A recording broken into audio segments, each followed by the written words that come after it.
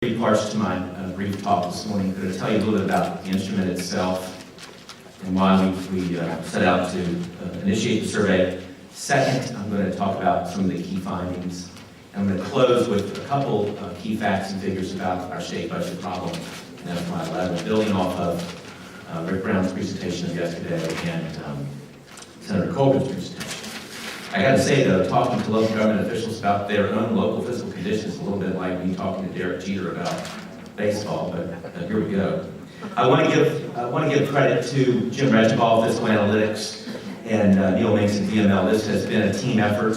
Many of you know Jim. He is our economic consultant, and again, the survey was a joint effort between VACo and VML. So the what, who, why, and where. The survey was less than 25 questions about local budgets, essentially looking at FY9 and 10 and 11. It was an online tool. There was no paper required. Again, it was initiated by VACo, VML, Fiscal Analytics. We established an advisory group of chief administrative officers and CFOs to help us put it together. And we had a test group take the survey. And based upon the responses and their comments, we revised it. To get it under 25 questions. And our goal was to keep it as simple and straightforward as possible. We know how much people dislike surveys. Sorry about that, Bob. Who? We surveyed the 95 counties, 39 cities, and there are 2 towns in Virginia that maintain their school systems. I'm very proud to say, and I'm very appreciative, and I really do thank the organization from the bottom of our hearts, staff's heart. We have a 95% response rate, which is amazing. It's actually outstanding. Doesn't mean everybody answered every question, but 95% response rate is very good. We targeted the survey to the chief administrative officers, chief finance officers, budget directors, and in some cases treasurers help. When we released the survey the last week of July, we consciously knew that we were issuing the survey for FY9 and 10 before we received the audited 10 numbers, but we were trying to create a snapshot as quickly as possible and address your concerns about FY11 as quickly as possible. The original deadline was Labor Day, and one reason we got to 95% response rate was we initiated the final call in early October, and we beat the bushes. Why? Why did we undertake the survey? A couple straightforward and useful and helpful reasons. One, we want to arm ourselves for the legislature, for the legislative session, to help explain your fiscal conditions to the General Assembly and the governors. They know that the state budget's bad, and I think intuitively they know that the local budgets are bad, but we wanted to provide some empirical evidence to them to help them better understand that. And then the third bullet here, we want to tell a local government story, which is our goal and mission every year, of course. But we want to separate ourselves from other traditional interest groups. One of my fears is that unfortunately, VACo and VML, and other local governments are being perceived as interest groups. We are not interest groups. We're not a classic interest group. We're of the state. We're partners with the state. We have to work collaboratively with the state because we provide the state services.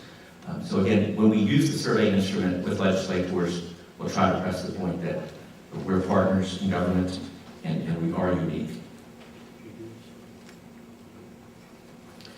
To some of the survey results. This is probably the slide that tells the overarching story of local governments today as we sit here, and therefore it also tells the overarching theme of the survey. The straightforward question was, how would you rate your locality's ability to meet financial needs for 10 compared to 9? The predominant answer was almost 69% said less able. It gets worse. How would you rate your locality's ability to address financial needs for 11 compared to 10? Less able, more than 76%. So if I was tasked with only giving one slide to legislators and the governor and governor-elect, and we are going to do that, by the way, this would be the slide, the one slide that I would show them. The biggest local concerns in order, the first is expiration of the federal stimulus money and its impact on really schools, and you're going to see that verified and highlighted here in a second. And then second, continued erosion of real property values. Again, no surprise to anyone in this room, but these are the 2 top concerns. And I think, quite honestly, the first one may surprise some legislators. I put a plus sign by the third bullet because this is a question. We can talk about it afterwards if you like.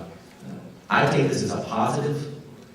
70% of respondents are saying they still have reserves greater than 10%. And that could be useful for 11. Nobody wants to use their reserves because they have to.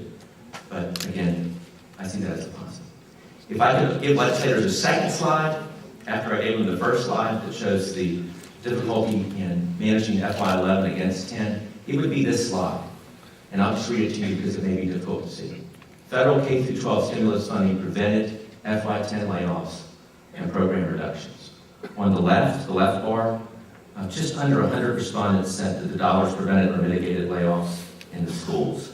The second bar, greater than 100 respondents said it prevents or mitigates education program cuts. So the first bar, people, second bar, programs. The third bar is also fascinating and interesting. A small number of respondents, very small actually, said that the dollars allowed for expansion of education programs. And I say that's interesting because you may recall that President Obama, when the stimulus bill passed, asked localities to initiate new programs with stimulus dollars, including the SF funding that was targeted for schools, including higher education K-12. Clearly, there was a lot of pain, a lot of fiscal pain, and I don't think Virginia's unique. In talking to my colleagues around the country, they did the same thing. They budgeted the programs and saved jobs. This question is interesting as well.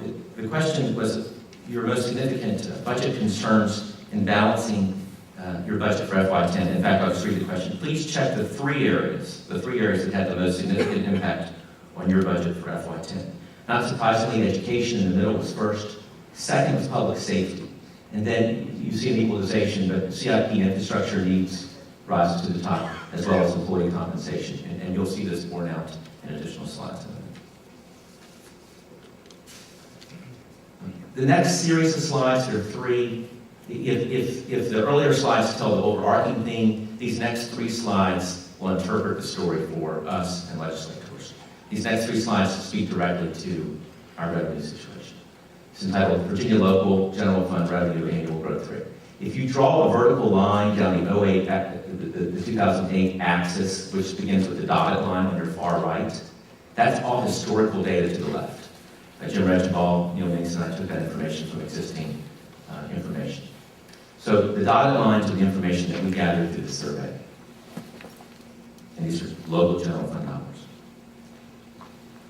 Local revenues. Real estate assessment values increased by only 1.6% in 09 compared to 6.6% increase in 08. Again, think back to the earlier slide that the second greatest concern among local governments is falling real property values. Second, and we actually saw this maybe as early as the beginning of last year. Personal property values, cars and trucks, decreased by 3.7% in 9 compared to 2.5% in 8. Local general fund revenues, which really tracks back to that chart I showed you, increased by only 1.1% in 9 compared to projected growth rate of 2.2%. And then lastly, in FY10, local general fund revenues are expected to decline by 2.9%. So again, repeating myself, if the story is that we're in bad shape and 11 is difficult to manage, these three slides, I think, tell the underlying reason why there's no revenue growth. And as Rick Brown explained yesterday, not really sure we're going to see tremendous growth in 11 either. This slide, slide 13, is entitled Top Rankings of Budget Balance and Strategies for FY10, FY10 only. And if you look at just the first 6 responses, they do correlate with some of the earlier information. Basically the question is, how did you manage to balance your FY10 budget? What strategies did you initiate? Reduce capital outlay first. Second, across the board cuts. Third, use reserve balances. And then think back to the bullet point that says 70% of respondents are saying they still have more than 10% reserves.